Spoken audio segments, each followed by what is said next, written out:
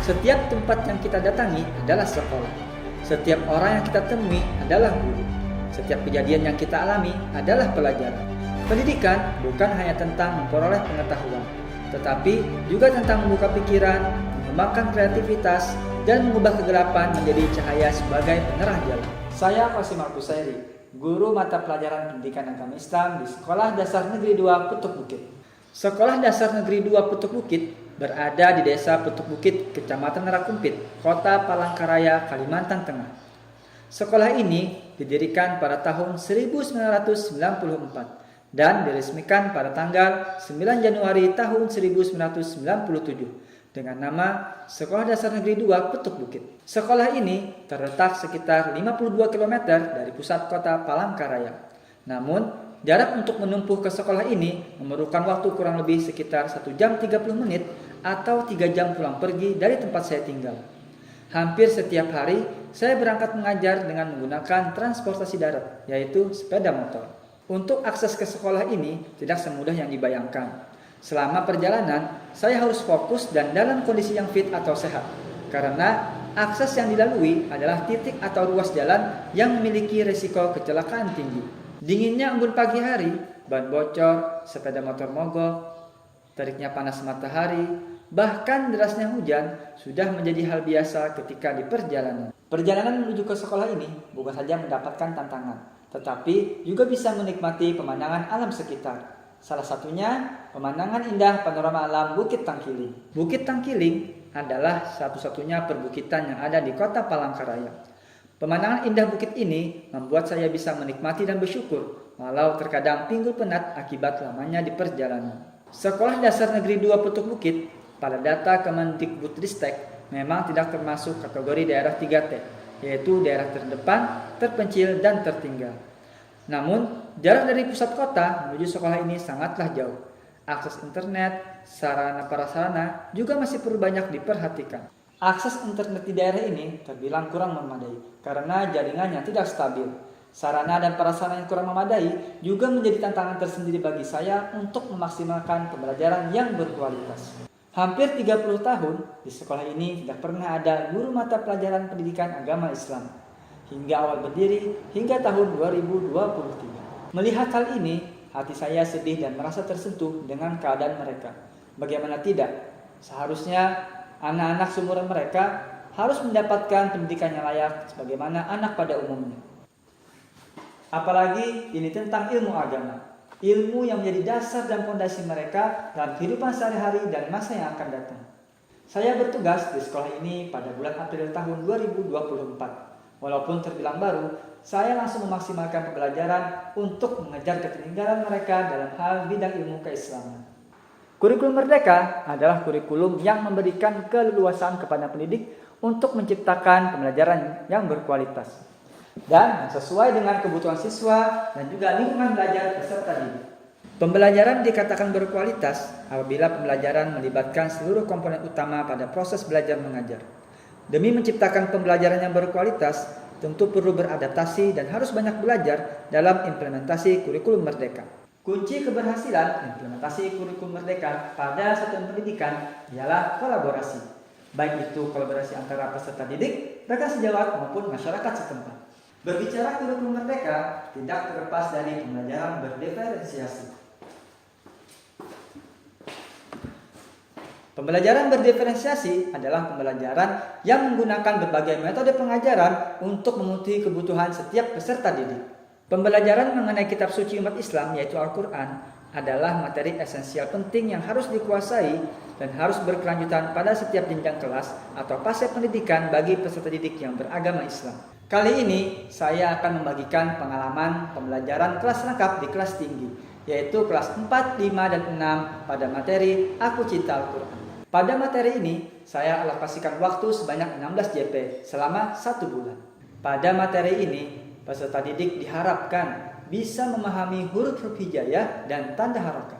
Langkah pertama yang saya lakukan adalah melakukan asesmen awal, yaitu asesmen diagnostik kepada peserta didik baik secara lisan, tulisan, dan juga gambar.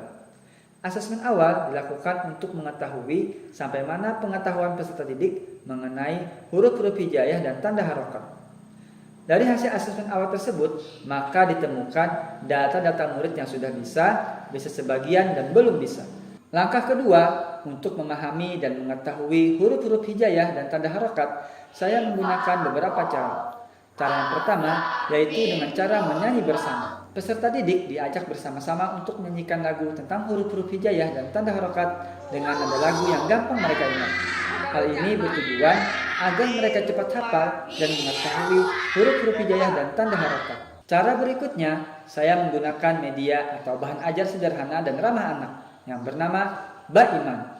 Belajar Al-Quran dengan asik dan menyenangkan. Pada media Baiman hanya memerlukan satu lembar infraboard yang terbilang murah, seharga Rp20.000 dan satu buah tripod seharga Rp53.000 serta potongan-potongan huruf-huruf hijaiyah dan tanda harokat yang sudah dibuat secara menarik.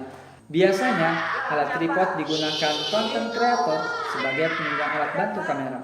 Namun beda halnya dengan yang saya lakukan. Saya menggunakan tripod ini menjadi alat bantu untuk pemasangan infraboard sebagai media pembelajaran.